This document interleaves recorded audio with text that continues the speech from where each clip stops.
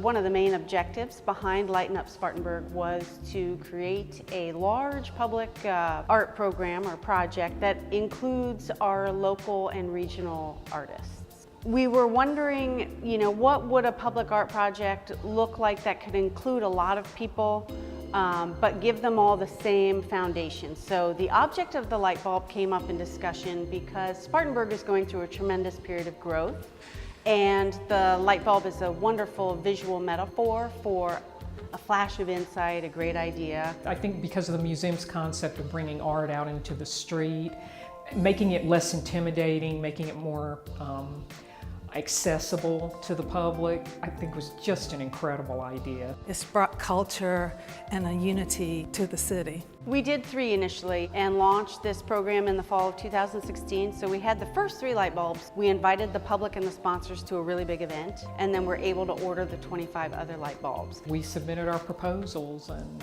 that's how it all happened. The museum actually picked, I sent 2 proposals in and they chose which one they wanted. I started out with the black rings. Something just spoke to me about doing the black rings, and they symbolize eternity and pulling together in unity. So I started out with the black rings, and then I had to fill in the black rings. I often do mosaic, so I started going to thrift stores and I'd pick up things with faces, and I found a lot of little ceramic animals, and I just started putting those in there with the glass. It was totally out of my comfort zone. I had never worked on a public art project before, and this was just fantastic.